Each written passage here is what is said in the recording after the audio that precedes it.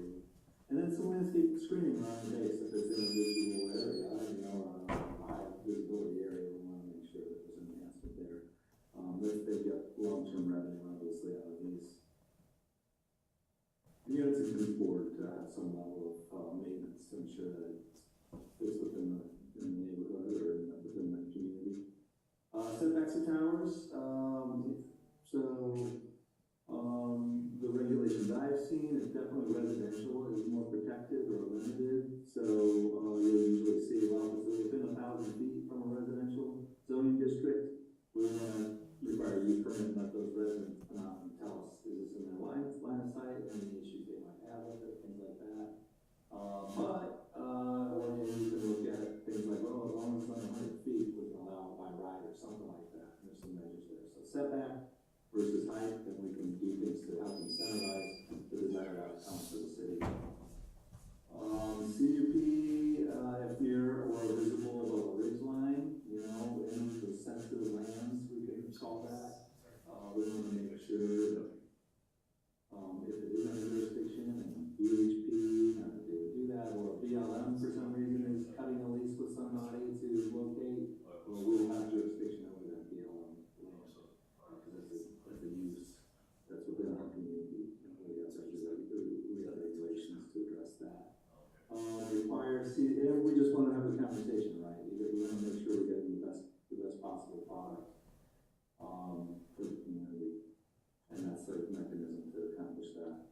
Requires CP if the fall zone extends off the property. It's very common to have a height setback to the property line. Definitely don't want to fall in the island. If you could issue on other properties, and I know the technologies now that those things break away. I've never heard of a failure, but it's a tall structure, and you never know what one day. But yeah, it can be completely contained on property, and maybe it's in a commercial district, and we have that allowed by right. Doesn't need a CUP or anything like that. Administrative recruiter, meets the rest of our design guidelines, development standards, and their code. Then other items just consider we will address rooftop applications. We do have one there next to the bank, Continental Bank, there to the northwest of the theater. And we were approached recently for that, to co-locate on that as well. And anytime a new co-location goes in, they tend to bring in the ground that their specific device, the tenants, require their own support and ground equipment too. So we want to make sure anything going on top of the buildings are being screened.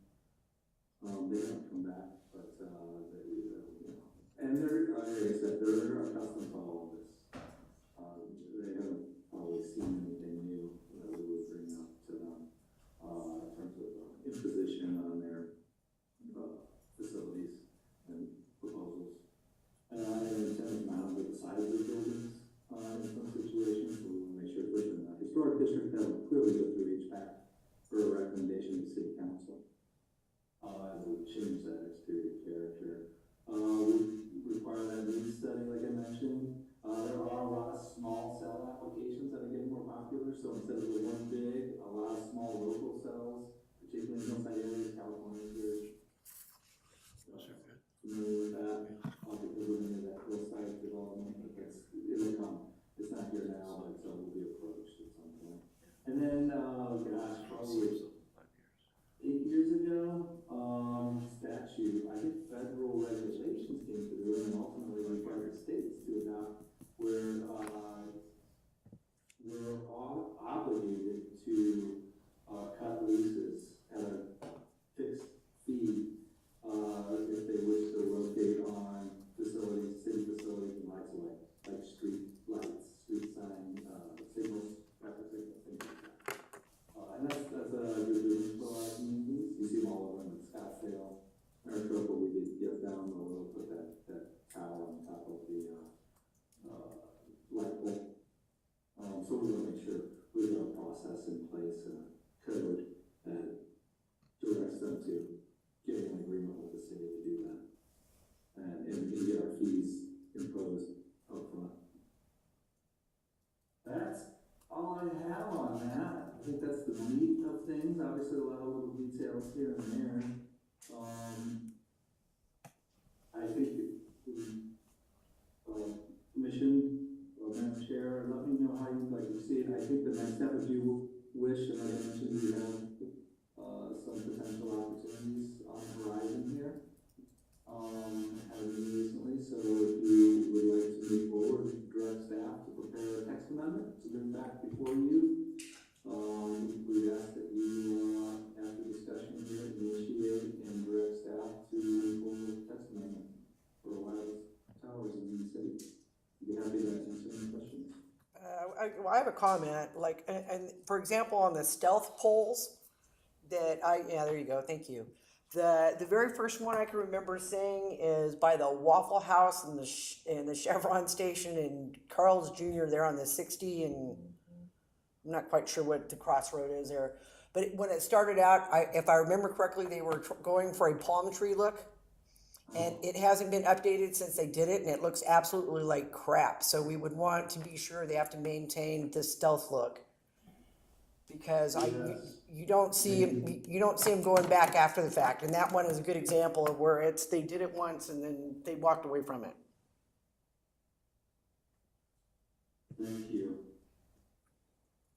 Yes, ongoing maintenance, and there is also a common code to include abandonment, because sometimes they become obsolete and or structurally, an issue, and to allow staff to require the removal if they're no longer being used. Any other questions or discussion? That's all I can think of. Art, you have anything? Yeah, I just have a quick comment / questions. As technology advances, miniaturization is always sought after, and this is an area where I think miniaturization, as it evolves, and it will, there might be the need to have cell tower operators improve their product by miniaturizing it as opposed to trying to hide it. I think there's opportunity there. I don't know if that's how we address it, but I think it's something we ought to think about. And oddly, to that point, we thought when 5G came out, it literally, I was working on Maricopa, and I drive down there, and you'd see the towers apart on the backs of trucks, but you'd see these antennas, and they were deploying that 5G like crazy. And those antennas, those are the long, tall antennas. They used to be much smaller and round, but with the greater capacity, somehow they were getting larger. And so probably all the technology changes and they start to get a little smaller. But yeah, all the long, tall, all of these are showing mostly the 5G. However, the tippy top of that lattice tower was smaller. It might be an older version, but I was surprised. Man, those got big on us. Also, a little different all over the place. I had heard that Tempe is still in process of installing their 5G network, and they moved to a bunch of micro towers. So they're like every 200 to 600 feet on top of a light pole, and they're only 6 feet tall, and just extend the light pole up basically. Yes. And just the biggies. I think that it's probably a symptom of the density and the height of the building there. Yeah. And I'd be curious if the city restricts heights to a point where they can't clear a lot of building structure. But that's a great point. But yeah. Yeah, I heard that Tempe, Scottsdale, I think Avondale was looking at it. Tucson, I know, has some limitations. All way bigger cities, so they've got very different kind of aspects and ratios, but they've got little micro towers. So it's going to happen someday, right? Everything gets smaller. Yep, exactly. And as the demand increases on each tower, that's when they try and supplement with a lot of those micros.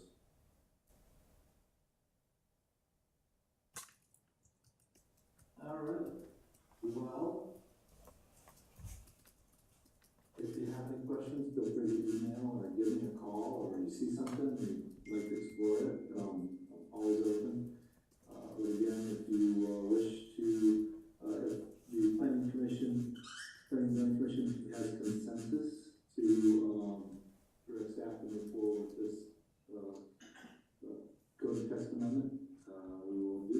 we actually vote? Did we actually vote on that? No, we're just directing the staff. You're welcome to, if you want to make a I just get to motion. tell everybody what to do? Awesome. As long as you want to say, now, let's not offer, do something different, you can just say, yes, let's move forward.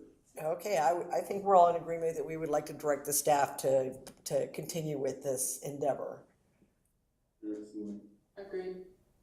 Please.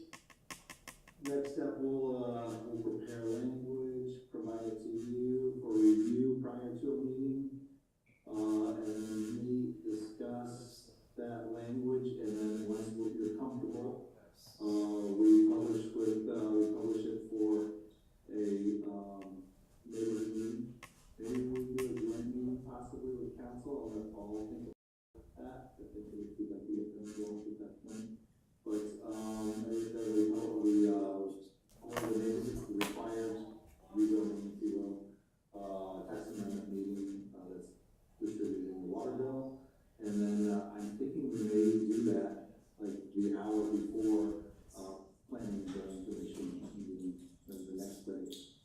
That way we can roll right in, you can hear public comment if you wish, we'll be able to have it all there, summarized, and then roll right into your discussion as well. So I'll lay that out for you, as we, when we provide the language. Very good. Excellent. Okay, On this topic, we can move on to the next agenda item, Madam Chair. right on. Okay, if we're ready to go on, let's go to B, which is presentation and discussion of a home occupation text amendment to the zoning code. Dana, you're on again. Thank you, and excellent. This is just a follow-up from the last, meeting on, the May 21st. And moving forward with the proposed home occupation language, I think, Commissioner Cox was probably, more interested, but she'll certainly see this information and make sure she receives it. Move forward, so we did move forward and kind of take some of the direction that we discussed on 12, everybody see the screen? Oops, let me present. There we go. I can see it. Thank you, Dana. Very good, and one thing we kind of summarize in doing a peer community review on this, are what are the commonalities, permitting and licensing procedure, a list of permitted and prohibited uses that are allowed for home occupations, number of employees was always, a thing. And keep in mind, this is strictly for anybody in an R16, R19, or single family residential zoning district, or the R2. And we can look at that too, but, or multi-family zoning district, that wants to operate a business out of their home, they would fall under this provision that would be considered a home occupation. And assessed that way, make sure it meets the criteria that we're going to talk about here, or however it's revised. Number of places, the locations that they can be, being the different zoning districts, the proximity to arterial roads versus collector roads or local roads. Area limitations, how much space in a home on a property can be used for that, so we can ensure that we maintain that character. Storage and display, what are they storing and what are they trying to display something and how do we regulate that? Don't want to lose that residential neighborhood character. Vehicular traffic was a big one, that's commonality of trying to restrict that to make sure it doesn't change that neighborhood character. And then definitely the nuisance and compliance responsibilities to ensure, hey, somebody's home business is getting obnoxious and annoying the neighbors, there's language that gives us the ability to address it. So this was a summary of our existing code, which is basically a definition. That's the only home occupation discussion in our zoning ordinances. It's defined, and that definition has some very explicit requirements. That kind of covered a lot of what we just, a lot of the top points for these topics. And I highlighted items that are kind of, that we're going to discuss or show how it's very relatable to some language that I'm going to show you that could be, you could consider for initiating for the text amendment. So, this is activity carried by occupant document is dwelling with secondary use, yes, includes professional, semi-professional office, so, we could really define our list of uses, that's very vague. It actually excludes a lot of things you would want to allow. It could, if somebody would interpret it strictly. That's an area we're really gonna expand. All of them, you see no sales, stock, and trade on premises, people coming, dropping stuff off, or picking stuff off. Aside from deliveries, customary deliveries, it's always a no-no. No more than one non-resident. The language I have for you says 2 non-residents. You can look at that, I think it also says, use permit possibly to give up to 3 non-residents. But, I haven't experienced the problem with the, number of employees at a home-based business, most people don't. It's their own occupation, or they have one person that helps them out possibly, but. So it's something to think about. No more than a quarter of the floor area, is being used. That's almost consistent across every code we look at. Remember, Payson had tiers, and they had a very intense tier when they're in a commercial area or near a commercial area on our Sheridan Street or something like that. I think the direction in our last discussion was, it's a little too much for us. We don't need it.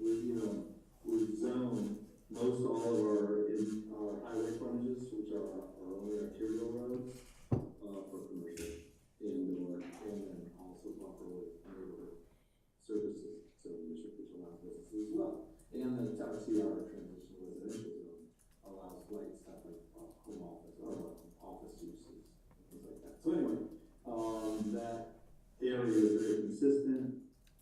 Residential character dwellings not changed where said business, of course.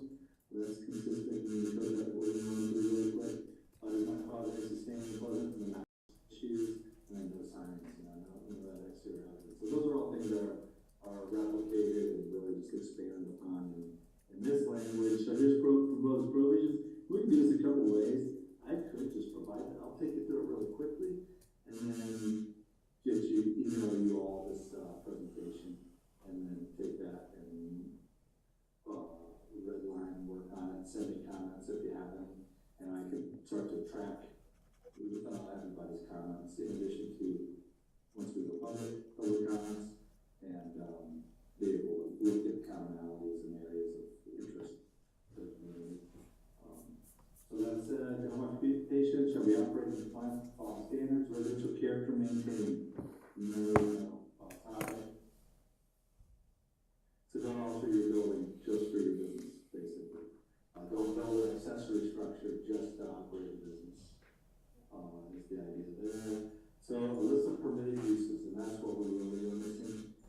Makes it kind of difficult to, I gotta look at everything somebody proposed and try and put it in a box relative to what our current definition is. So professional offices is always, and that's the most common. Professional offices are just a business office, their home, it's a off-site activity or service they provide, and it's their home-based business. Or home is their administrative office, basically, business address. Offices for personal services, janitorial, garden, or offices. In personal services, I would also include hair. I think we get into that. You could see, body modification, stuff like that, potentially, unless we address that in a different place in the code. But personal services are massage, hair, nails, stuff like that. Dressmaking, tailoring, obviously, and things home work.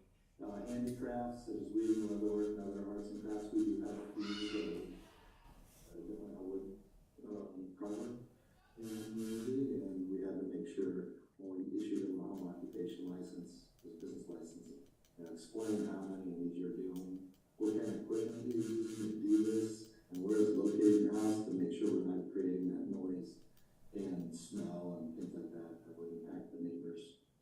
Instructional classes, not exceeding 5 students at a time. This is something I had experience, between the yoga instructor or the Pilates or swim lessons.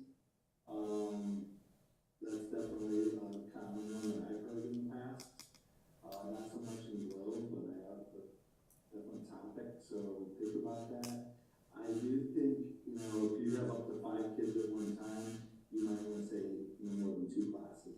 something like that.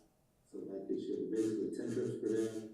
If people aren't sharing a ride, and 10 trips per day is the typical residential trip generation, single-family trip generation. So obviously, all their regular trips are kids coming in from school and work and things like that. But other residents, that's going to increase that. So that's one thing I'd like to have more discussion with you on. Obviously, if somebody's running 6 classes a day, every hour on that turnover, that's going to be intense. That's going to become a nuisance to that neighborhood and increase the traffic to a point that might not be tolerable or safe. Mail order or direct sales, we don't mind, provided that no direct sales to customers from occur from the residents, no stock and trade with that resident, like our current code says. Uses that entail food handling, processing, or packaging.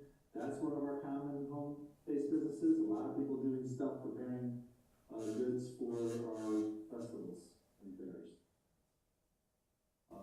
We do get a lot of those requests, and we do issue a lot of those licenses. Businesses such as plumbers, electricians, contractors, pool service providers, locksmiths, minor electronics, and watch repair. So we get that service stuff. They go out usually, or somebody might drop off a watch, but we don't. That's why they say minor. We try to find that further, but we want to make sure, how many people are getting a watch repaired by somebody anyway. So hopefully, will nonetheless. So hopefully that's not a big issue. But plumbers obviously leave, electricians leave, just like contractors, pool service providers, locksmiths, but those minor electronics and watch repair.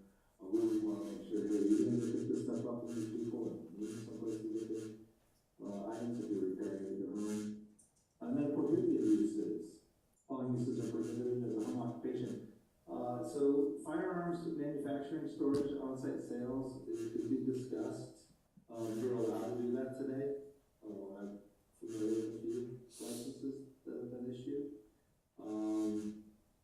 That's open for debate, and we'll flag that, depending on your thoughts. That is a business. Dana, on that point, can I ask a question real quick on the Please, on the firearms manufacturing, storage, on-site sales? What about like minor firearm repairs or like rework? Like I've got a friend that reworks stocks and stuff. He's not building them. He's not doing anything but cleaning them up. Yeah, exactly. Gunsmithing. So that's why I'm asking. That's common. There's a lot of people that do that. There's a lot of guys with licenses for like class 3 and distributing firearms, making ammo, packing ammo, stuff like that.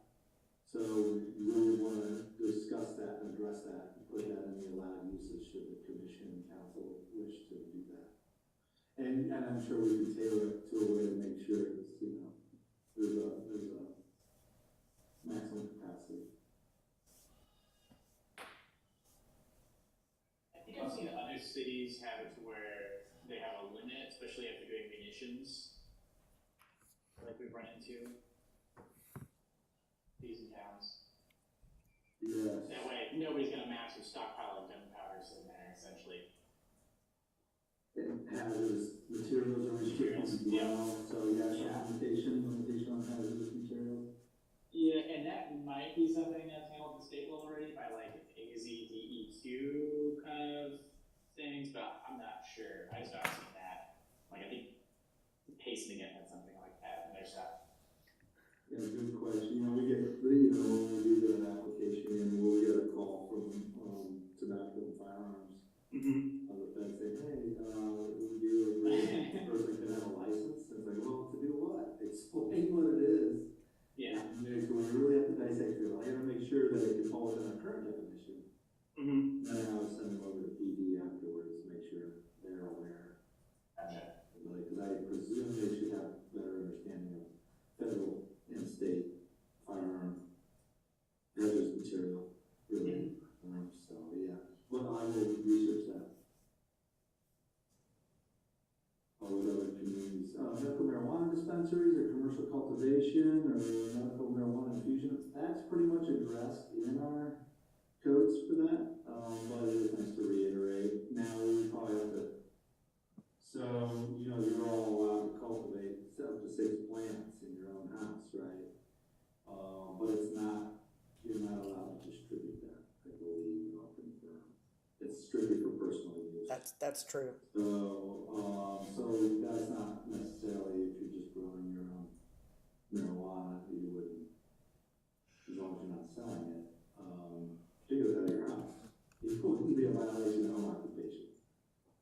So maybe we'll keep that language. The repair, conditioning, servicing, manufacture of internal combustion or diesel engine, no automotive repair. That's a common one. A lot of people like to do side work and have cars sitting outside. And there's a common code compliance issue that we have to deal with. Haven't been hearing about it more recently here, and I think Michelle's doing a great job. We definitely have people that are providing a service where there's a stock, waiting cars for repair, where you just have to, you can't, that's one of the more, obviously, neighborhood character impacting activities that we see. Drop off, repair, fix it, or plumbing shops. Again, we just don't want to dropping stuff off and especially if they become successful. We want them to brick and mortar or go to the sites to do the work. And then finally, I think I mentioned it before, I think when we were talking about prior CUP, I would approve any animal, boarding, things like that is always regulated, like, I don't know, like kennels, storage, carrying, movement of animals, prohibited in the house, but obviously it can be moved on the other sites, but, and we'll look at, when we're looking at that, what, there are restrictions as to how many people, how many animals per the county health department, or, county, animal control, has regulations that we'll just mirror. And we already, I think, we do already have them here. So that maximum floor area allowed, there's a 1/4, like I said, that's pretty much consistent.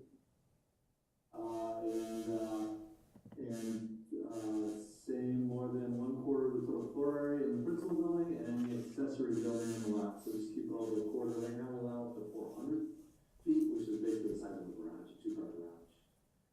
That's pretty big for a home occupation. So I could see the limiting of that. And, this will all go through public discussion and comment, and we'll see over here, unless you guys have other items to discuss on that or opinions one way or another. No signage, no visible display. Limitations again of the on-site employees. We're rejecting that up to 2 people. Unless you prefer, and tell me now, if you'd rather say, let's stick with the 1, seems to be working. I haven't heard of an issue. It's been like 4 years here. So happy to reduce that to 1 person, but between 1 and 2. Maybe employee work on site, that's not, resident. Accepting occupancy belonging to a non-digitally resident family, who,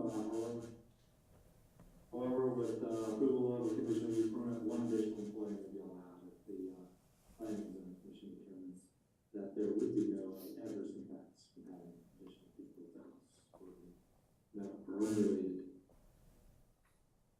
Yeah, I got one question on the signage. I was doing a little digging on this thing after the last time we had spoke on this, and I think some of our mining towns in Arizona have an allowance for up to 1 square foot of sign allowed for home occupation businesses. Would that be something we'd ever explore? I think it typically only shows up in these kind of cities that are really similar to ours, cities and towns. Take a look at it.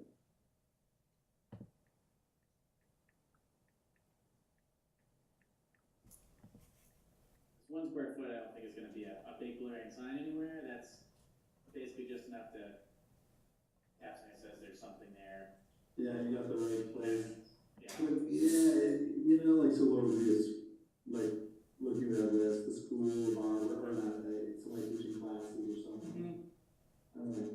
I'll look into it, maybe there will be some minor allowance there, or for certain services. Gotcha. Because ideally, you don't have people coming to it, right? Yep, That's exactly. cool, but we do know that some of these uses do have, they're acknowledged. Yeah. Yeah, okay. I'll take a look and follow up with you on-site display of merchandise or goods for the purpose of sales services is not permitted. Walk-in customers and on-site sales shall not be permitted as well. Storage related to the home occupation must be confined to the interior of the dwelling. So that's the stuff, storing stuff in the backyard. No hazardous materials storage is allowed, which we could probably define that, or I might have the definition in our code right now to look at, I'll make sure. And then traffic and parking and occupation shall not generate more than 5 additional trips related to the business and restaurant on average over a work week, nor require additional off-street parking spaces for delivery of material or supplies to or from the premises. No garage or accessory building shall be altered. That would reduce the number of parking spaces required in the district. We don't want, we don't want, if you're in a garage, we don't want them putting their cars on the street or someplace. They need to maintain that. We require, every single town residence required to have 2 on-site parking spaces. We want to make sure we reduce that. The finally, the nuisance language, typical, nuisance language. This one has an interesting restriction that I've seen regarding using motors exceeding 1 horsepower combined capacity.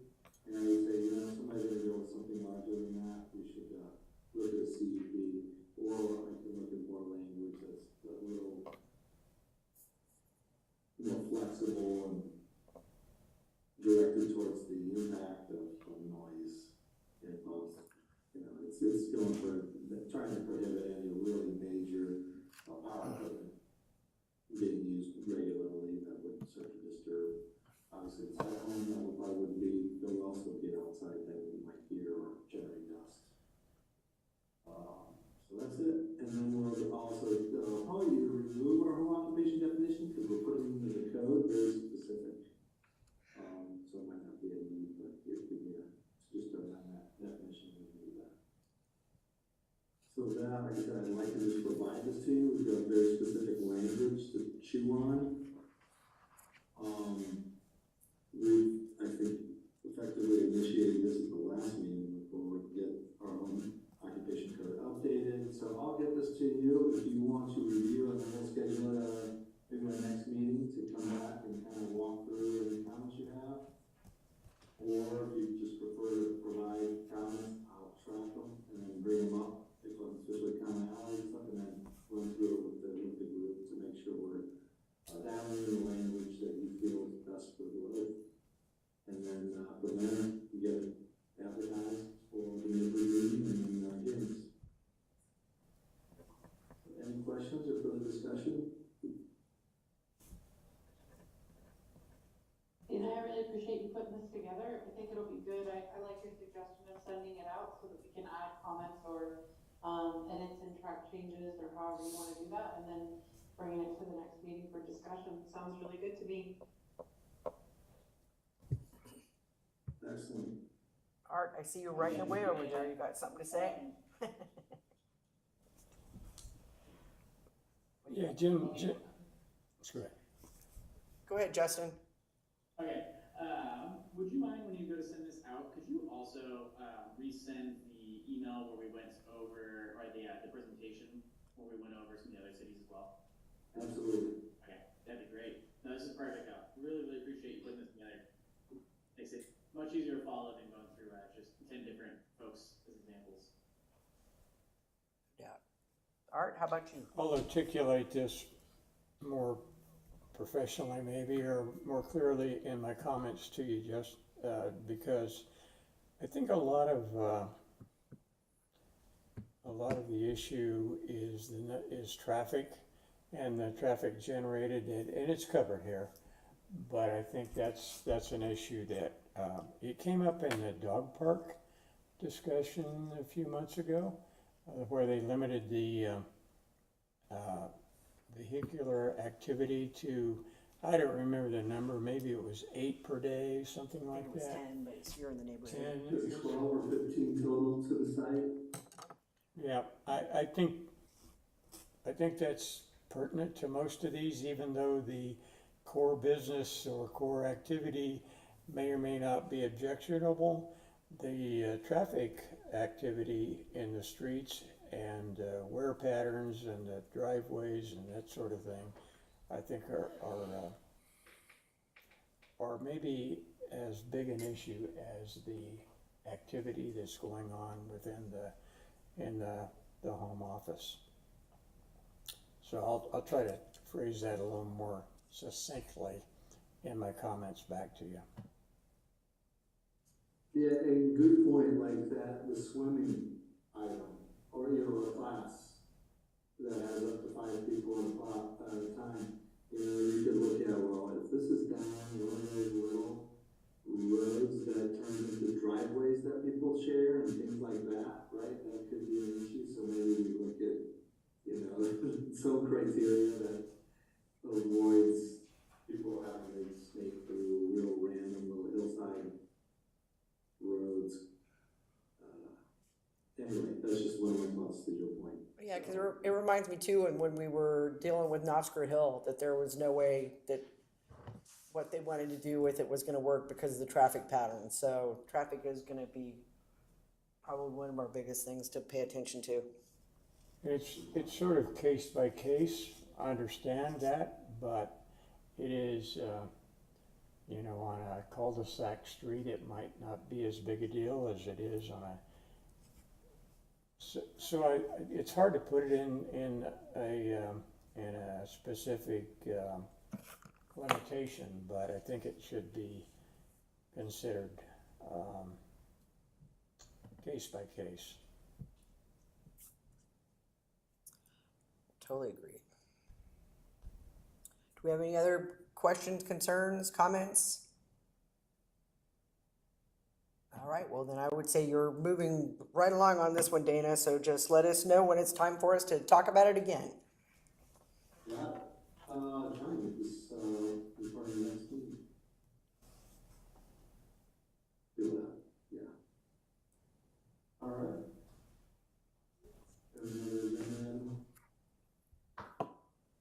That is it. We're looking at future agenda items and scheduling of meetings. And I'll defer to city clerk. Yeah. Did we confirm, Thursday, the 14th, August 14th for our next meeting, and we'll definitely be discussing the paving, alternate paving research and recommendations. Yes, confirm, Dana, that we've set on Thursday, August the 14th at 6 o'clock. Is there a reason why it's Thursday instead of Wednesday? More curious than anything. There is, can you check your calendars and see if you're available? Somebody critical to this conversation, Okay. of the public, would appreciate that move. Got it. So let me know, check your calendars. We'll send that invite, or Shelley will reach out and change, I'll cancel my invite and then Shelley will reach out and make sure we get a quorum there. I don't know if anybody cares right now, but I'm good for the 14th. So if others have major conflicts, there you go, but I'm good. No, yeah, I'm fine with it too. I was just curious why it was on Thursday. Yeah, that's a valid question. We're curious in anything. So then that's the only meeting we've got? Do we have anybody wants to add anything to our agenda? Or we got Dana pretty busy as it is? It sounds like we're down one for that meeting. Justin, unless you. Nope, so actually moving it to Thursday was perfect. I was not gonna be available on that Wednesday. Oh, Yeah. sorry. No, that was perfect. Great. And then, Dana, I know because you have, not enough on your list yet, if we could revisit some of the commercial landscape standards that we had been looking at, I think it was like almost a year ago. You did have some free time.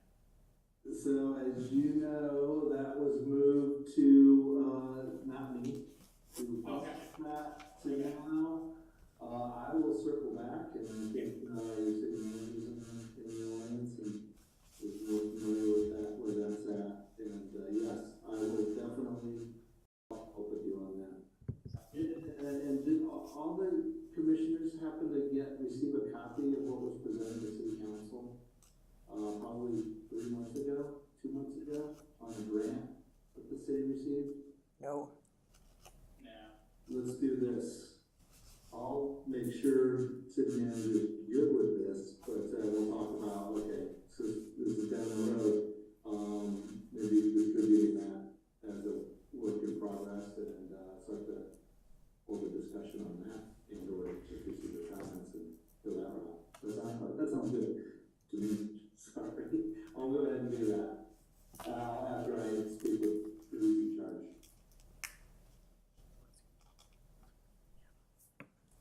Very good. If there's nothing else, do I have a motion? I make the motion, the meeting adjourned. Do I have a second? Second. I have a motion and a second. Meeting's adjourned.